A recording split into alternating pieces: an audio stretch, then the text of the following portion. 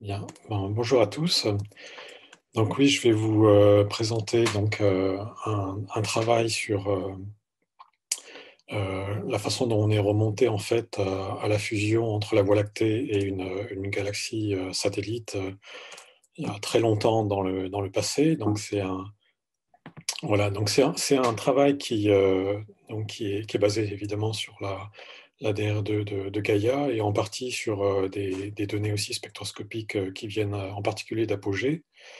Donc ont été publiés, tous ces résultats, en fait, c'est une suite continue de résultats. Ça a été, c'est basé, en fait, sur des articles qui sont listés ici, avec d'autres que vous voyez là. Donc le contexte, c'est vraiment d'essayer de comprendre, en fait, quelle a été l'histoire d'accrétion de notre galaxie, donc combien de galaxies satellites la Voie lactée a accrété, et à quel moment, et quelles étaient les particularités de ces satellites. Et donc la base de cette découverte, en fait, c'est le diagramme couleur-magnitude de Gaïa, que vous voyez ici pour des étoiles d'un voisinage solaire étendu, donc un très beau diagramme HR que nous a fourni la DR2. Mais qui cache en fait pas mal d'étoiles vieilles et d'étoiles qui viennent de galaxies en fait autres que la Voie lactée. Et une façon de révéler ces étoiles, c'est de faire une sélection sur les mouvements propres, comme ça a été fait dans le papier de la collaboration Gaïa Babio et al. 2018, où là, on a sélectionné les étoiles qui ont une grande vitesse tangentielle, donc qui est calculée sur la base de la combinaison du mouvement propre et de la parallaxe des étoiles. Et on a retenu donc les étoiles qui ont une vitesse tangentielle supérieure à 200 km par seconde. Et vous voyez apparaître donc une double séquence qu'on voit assez bien ici dans le diagramme HR. Donc on voit une version un peu zoomée ici dans ce nouveau slide. Vous voyez très bien les deux séquences parallèles qui sont des séquences en fait qu'on attend naturellement lorsqu'on regarde un amas globulaire ou un amas ouvert massif dans la Voie lactée, mais pas sur des étoiles de champ. Alors c'est des étoiles dans chacune des deux séquences sont des étoiles qui ont des métallicités moyennes qui sont relativement différentes, mais dans tous les cas, c'est des étoiles vieilles, donc à plus de 10 milliards d'années. Et on a compris assez vite que la séquence de droite, qui est montrée ici par l'isochrone que vous voyez en rouge, en fait, est composée essentiellement d'étoiles du disque épais, donc à une métallicité autour de moins 0,4. Donc du disque vieux de notre galaxie, donc des étoiles qui ont plus de 10 milliards d'années. Mais la question qui a jailli tout de suite, c'était de savoir qu'est-ce que c'est que cette séquence parallèle qu'on voit ici, qui est représentée par l'isochrone que vous voyez en bleu, et on n'a pas compris tout de suite qu'est-ce que ça pouvait représenter. Et pour essayer de comprendre l'origine de ces étoiles-là, donc il a fallu regarder les caractéristiques orbitales et chimiques de ces étoiles, donc ce qui a été fait en opérant en fait une sélection sur la base du diagramme HR Gaïa. Ça permet une nouvelle sélection d'étoiles à grande vitesse qui est extrêmement efficace. Et, et en croisant donc les données Gaïa avec les données Apogée, ça permet d'avoir donc les caractéristiques orbitales et chimiques de ces étoiles-là. Donc c'est représenté dans les trois diagrammes que vous avez ici. Donc le diagramme de gauche qui vous montre l'énergie orbitale des étoiles en fonction du moment angulaire des étoiles, avec les deux groupes. Donc la séquence en rouge, enfin la distribution des étoiles en rouge qui représente les étoiles du disque épais, et celle en bleu, en fait, qui représente les étoiles qui se trouvent dans la séquence à côté du disque épais, et qui vous montre des étoiles qui sont en fait centrées sur un moment angulaire zéro. Donc, c'est des étoiles qui n'ont pas de rotation galactique systémique, mais qui sont capables d'aller à des énergies assez hautes. Donc, c'est des étoiles qui se trouvent sur des orbites assez elliptiques et qui les amènent assez loin du centre galactique. Donc, c'est représenté ici sur le diagramme de droite, qui vous montre la distance maximum auquel ces étoiles vont au-dessus du plan galactique, en fonction de l'apocentre des orbites de ces étoiles-là.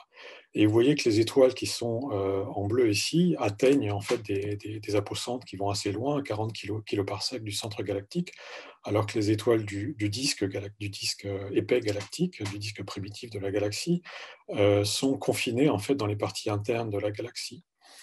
Et ça correspond, lorsqu'on regarde leurs propriétés chimiques dans le diagramme d'abondance du magnésium en fonction de la métallicité, ça correspond à deux groupes qui sont bien distincts, donc le groupe des étoiles de disque épais ici, et puis la séquence avec les étoiles bleues qui apparaît, qui est tout à fait caractéristique en fait d'étoiles qui naissent dans des milieux où l'efficacité de la formation stellaire est plutôt basse. Et ça, c'est quelque chose qu'on retrouve très bien dans les galaxies naines satellites qui se trouvent autour de la Voie lactée.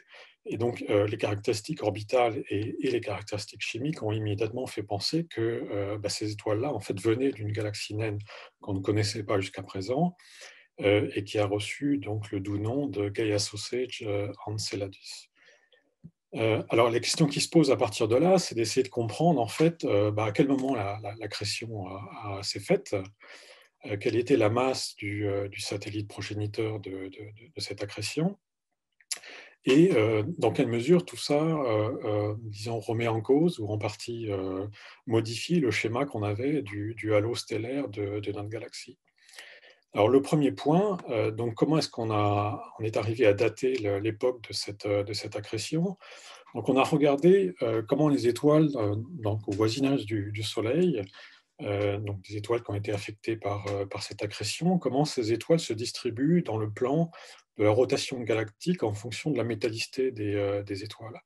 Donc, vous voyez qu'il y a en gros trois groupes d'étoiles qui sont montrés par les différentes boîtes que vous avez là. Donc, tout d'abord, vous avez des étoiles qui tournent avec le disque galactique, donc ont une vitesse de rotation galactique entre 200 et 250 km par seconde, des étoiles qui ont un mouvement net de rotation qui est nul, et puis vous avez un ensemble en fait d'étoiles qui sont en contre-rotation, qui sont là. Et on sait que ces étoiles en contre-rotation en fait peuvent être mises en contre-rotation par l'effet d'une interaction entre un disque et une galaxie satellite. Donc c'est l'effet de l'interaction qui va envoyer des étoiles qui étaient en train de tourner dans le sens normal de rotation des étoiles galactiques en contre-rotation. Et ce qu'il y a de très intéressant, c'est que ce phénomène en fait apparaît à une métallicité qui est relativement bien déterminée, donc qui, dans le cas qui nous occupe, est à peu près à moins 0,3. Et donc ça permet de regarder en fait quelles sont les étoiles qui ont été affectées par cette mise en contre-rotation, quel est l'âge de ces étoiles-là. Et donc les étoiles qui, dans la galaxie, dans le disque épais de la galaxie, ont des métallicités qui sont inférieures à moins 0,3, ont une abondance en magnésium qui est supérieure à 0,2. Donc on s'attend à ce que les étoiles qui ont une abondance supérieure à 0,2 soient affectées par cet effet, alors que les étoiles qui ont une abondance en magnésium inférieure ne le soient pas. Et c'est ce qu'on constate ici. Donc les étoiles qui sont ici ont l'abondance en magnésium qui est marquée là, 0,1, et vous ne voyez pas d'étoiles en contre-rotation dans le diagramme que je vous montre ici, alors que lorsqu'on passe à des étoiles qui ont une abondance en magnésium qui est égale à 0,2, on voit commencer à apparaître les étoiles en contre-rotation qui est là. Et la différence entre ces deux groupes d'étoiles, c'est essentiellement une différence d'âge, parce que l'abondance en magnésium dans les étoiles est relativement bien corrélée avec l'âge. Et ici, vous avez affaire essentiellement à des étoiles de disque épais ou de disque mince qui ont un âge qui est inférieur à 9 milliards d'années, alors que là, on a des étoiles qui ont un âge qui est supérieur à 9 milliards d'années. Donc la corrélation entre l'abondance en magnésium et l'âge des étoiles est montrée ici. Et vous voyez que pour une abondance en magnésium supérieure à 0,2, on a affaire à des étoiles qui sont d'un âge supérieur à 9 milliards d'années. Donc ça permet d'avoir une idée en fait de quel moment s'est faite cette accrétion, et on trouve un âge qui est celui-là, 9 à 10 milliards d'années. Donc ensuite, on essaie de comprendre en fait quelle est la masse de l'objet qui a été accrété à cette époque-là. Et pour ça, on utilise une propriété des galaxies qui est que l'évolution chimique dans les galaxies dépend directement en fait de la masse de ces galaxies, Et la tendance, c'est que plus une galaxie est massive, plus elle a tendance à pousser loin l'évolution et à fabriquer des étoiles de métallicité de plus en plus élevée. C'est ce qui est représenté ici sur le graphique qui vous montre donc l'abondance du magnésium en fonction de la métallicité. Et les différents points de couleur vous montrent les abondances pour différentes galaxies satellites de la Voie lactée. Donc Carina, Sculptor, Fornax et la galaxie du Sagittaire, avec leurs masses respectives. Et donc la pointe de la flèche vous indique simplement, sur l'échelle qui est ici, le maximum de métallicité que chacune de ces galaxies a réussi à rejoindre par l'évolution chimique.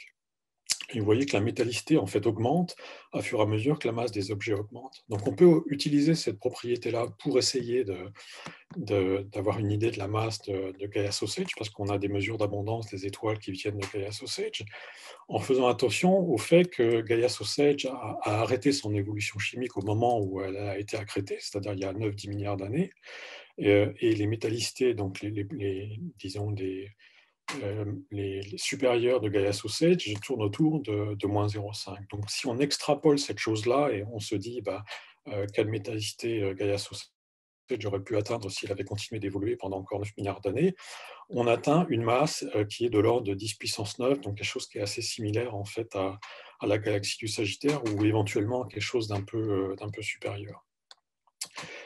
Et alors, le résultat de cette nouvelle accrétion qui a été de fusion avec la Voie lactée qui a été détectée, c'est qu'évidemment, maintenant, on a envie d'essayer de comprendre sur une échelle un peu plus grosse de quoi est fait le halo de la galaxie. Et en fait, on a l'impression que le scénario auquel la Voie lactée se rapproche, c'est celui qui est illustré ici. Donc, vous prenez simplement une galaxie à disque, vous faites intervenir un satellite assez massif qui va commencer à fusionner avec la galaxie, et au bout d'un certain temps, à la fin du mélange, en fait, vous allez avoir un disque galactique qui va être chauffé assez fortement et qui va produire cette espèce de halo de petite taille que vous voyez ici dans la simulation. Donc ça, c'est les étoiles qui ont été chauffées, qui étaient présentes dans la galaxie comme la Voie lactée, on peut imaginer, et qui ont été chauffées par l'interaction. Et puis, l'image qui est tout à fait à droite, donc ça représente la distribution des étoiles qui ont été accrétées dans la galaxie principale. Et donc, on pense que dans le cas de la Voie lactée, il s'est passé quelque chose comme ça. Donc, c'est quelque chose qui est en train d'être analysé aujourd'hui. En regardant donc des étoiles vieilles dans le halo de la galaxie et leur distribution. Donc là, je vous montre deux images qui vous montrent à gauche donc la distribution en coordonnées galactiques des RR Lyrae, donc tiré d'un travail de Yorio et Belokourov en 2019, qui vous montre différentes structures qu'on reconnaît, par exemple ici la galaxie du Sagittaire ou les nuages de Magellan. Et ici à droite, la même image, mais disons nettoyée de toutes ces structures. Et l'évaluation qui est faite, c'est qu'il y a au moins 50% des étoiles Lyrae que vous voyez ici, qui composent le halo de la galaxie, qui ont été en fait déposées par la galaxie Gaia Sausage Enceladus il y a 9 à 10 milliards d'années. Et l'essentiel du restant viendrait en fait du disque épais chauffé de la galaxie.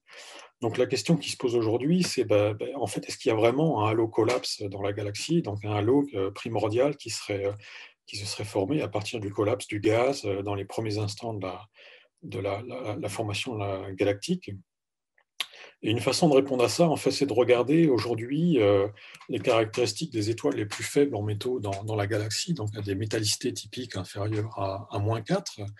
Donc, c'est des objets qui sont extrêmement rares, donc il faut en général regarder des volumes assez grands pour en trouver suffisamment. Donc, c'est des étoiles assez lointaines.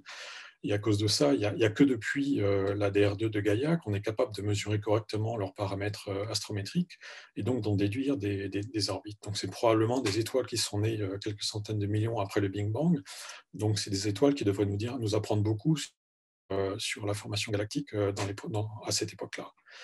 Et donc, il y a un travail très intéressant qui a été publié par Federico Sestito et ses collaborateurs en 2019, où ils reprennent en fait l'étude de ces objets-là, donc à des métallicités inférieures à -4. Et je vous montre une figure qui est extraite de leur article, qui donne donc la distance maximum au plan galactique qui est atteinte par ces étoiles-là en fonction de l'apocentre. Et on discerne deux groupes d'étoiles dans cette distribution, donc des étoiles qui sont capables d'aller assez loin vers l'extérieur de la galaxie. Ça, c'est le premier groupe. Et un deuxième groupe qui est confiné au disque galactique, que vous voyez ici, qui sont des étoiles qui restent proches du plan galactique. Et alors, ce qu'on a pu montrer dans un article qu'on a publié cette année, en fait, c'est que ces deux groupes d'étoiles ont des propriétés qui sont tout à fait en continuité, en fait, avec ce qu'on voit à plus haute métallicité lorsqu'on regarde le disque épais et Gaia Enceladus.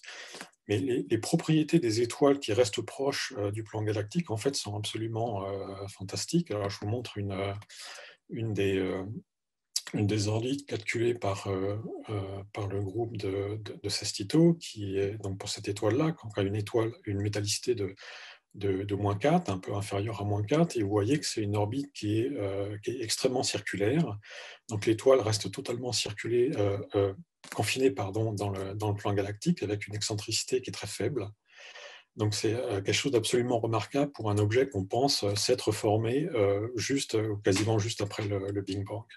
Alors, je vous montre une autre étoile qui, elle, est l'étoile la plus sous-métallique connue, donc qui a été trouvée par Elisabetta Caffao en 2011.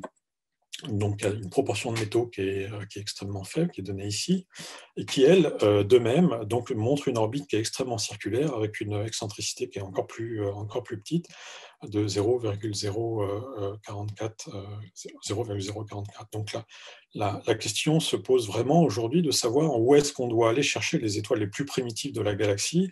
Et est-ce que ces étoiles les plus primitives, en fait, ne seraient pas des étoiles de disque, donc est-ce que ce n'est pas une population qui formerait un disque aujourd'hui dans la Voie lactée? Et donc je finis avec mon transparent de conclusion, qui est que voilà, l'apport de la Gaia DR2 pour la formation, les premiers milliards d'années de la formation de la Voie lactée, c'est en partie ça. Et ce qu'on veut essayer de faire, c'est d'essayer d'aller beaucoup plus loin, donc avec l'early DR3 et la DR3, et essayer vraiment d'essayer de reconstituer en fait l'histoire de fusion de la Voie lactée, de comprendre quelles sont les galaxies qui ont été accrétées par la Voie lactée, les caractéristiques de cette galaxie. Donc le Gaia Sausage, c'est vraiment la première étape dans ce sens-là. On a un ordre de grandeur de sa masse, de l'époque d'accrétion de Gaia Sausage, mais on veut aller plus loin. Il y a une quantité de questions auxquelles on n'est pas capable de répondre sur satellite. Combien de gaz, par exemple, a été amené par le satellite? Et évidemment, c'est des choses qu'on a envie de savoir. Et bon, je pense que voilà, avec la Gaia Early DR3, on arrivera à aller beaucoup plus loin dans ce sens-là, en tout cas je l'espère. Il faut souligner que ça doit être combiné avec l'ensemble des surveys spectroscopiques qui sont en cours, parce que ça apporte une information qui est vraiment essentielle pour compléter Gaia. Et je vous remercie, je vais m'arrêter là. Merci beaucoup, Micha, pour ces très beaux résultats. En particulier, vous aviez vu à l'avance le Gaïa Enceladus. Est-ce qu'il y a des questions? N'hésitez pas à en mettre dans la fenêtre de conversation.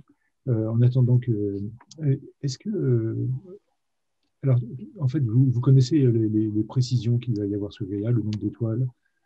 Vous avez beaucoup besoin de données complémentaires, essentiellement spectroscopiques. Quel est le panorama, en fait, et quels sont les besoins et les limitations, en fait? Est-ce que Gaïa est limité ou est-ce que... Oui, je pense que pour l'aspect des populations stellaires, la donnée spectroscopique est essentielle pour plusieurs raisons. Déjà, on sait qu'un apport fondamental de Gaïa, c'est de permettre la mesure des âges. Mais pour pouvoir avoir une mesure d'âge par les méthodes traditionnelles en fait, d'utilisation du diagramme HR qui soit correcte, il faut avoir une information spectroscopique la plus précise possible sur la composition chimique des étoiles. On ne peut pas s'en passer. Donc déjà, pour ça, pour tirer le mieux en fait, de la détermination des âges avec Gaïa, il faut cette information spectroscopique. Mais ensuite, il y a tout l'aspect de composition chimique des étoiles, où on sait que ça agit comme une espèce de marqueur génétique pour les étoiles, c'est-à-dire que l'information spectroscopique est vraiment l'information qui permet de dire si deux étoiles sont nées dans un même milieu à une époque similaire, ou est-ce qu'on a affaire à deux étoiles qui ont des origines distinctes.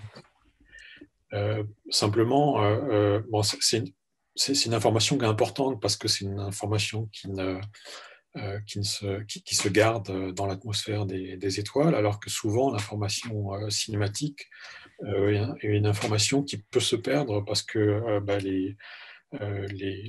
l'évolution dynamique d'une galaxie fait que la structure et la cinématique des galaxies peut évoluer avec le temps, et on peut perdre la mémoire en fait de la cinématique à la naissance des étoiles. Donc c'est important pour arriver à démêler tout ça en fait, de vraiment utiliser la spectroscopie. Et en fait, bon, on l'a utilisé à chaque fois, et je pense que toutes les dernières découvertes importantes sur la galaxie utilisent la spectroscopie, ne peuvent pas se passer de la spectroscopie. En même temps, j'ai envie de dire, lorsqu'on voit la découverte de ces étoiles extrêmement déficientes en métaux qui ont des orbites de disques, on voit aussi le beau retour en fait, de l'astrométrie à l'aide de la spectroscopie pour essayer de comprendre un peu mieux ces objets, parce que l'information sur l'orbite de ces étoiles-là est vraiment essentielle. C'est ça qui a montré en quoi, en fait, des étoiles de métallicité aussi peu élevées, donc à -4, -5, -6, notre idée de l'évolution galactique et de la formation galactique, c'est qu'on les attendait dans le halo. On ne les attendait pas dans le disque de la galaxie. Et là, on voit qu'on a 20% de ces étoiles-là dans les échantillons actuels qui sont dans le disque galactique. Donc ça, c'est vraiment, enfin, de mon point de vue, avec l'accrétion de Gaia Sausage, c'est un des très beaux résultats. Et ce qu'a présenté aussi évidemment Paola, mais c'est un des très beaux résultats sur les tout débuts, en tout cas, de la formation de la galaxie. Il y a plusieurs questions. François Hammer qui félicite du travail et qui pose la question du rapport de masse au moment de la collision. Paola répond en environ un dixième. Parfois. Oui, alors ben, il faut tenir compte du fait qu'on a une incertitude quand même sur l'époque de l'accrétion. Si l'accrétion s'est faite il y a 9 milliards d'années, on considère que l'essentiel du disque épais a été formé. Et le disque épais, c'est à peu près la moitié de la masse stellaire de la galaxie. Alors, si Gaia Sausage, ça représente de l'ordre de 10 puissance 9 masse solaire, ça veut dire à peu près 2% de la masse stellaire actuelle de la galaxie, mais de l'ordre de 4 à 5% de la masse stellaire de la galaxie à l'époque de l'accrétion. En sachant qu'il y a quand même vraiment beaucoup d'incertitudes là-dessus à cause des incertitudes qu'il y a sur l'époque de l'accrétion, sur la masse réelle maintenant qu'on mesure de Gaia Enceladus dans le halo de la Voie lactée. Donc, il y a pas mal d'incertitudes. Tu as répondu en même temps à la question de Philippe Laudet sur l'âge estimé de la collision. Qui a choisi le mot sausage pour...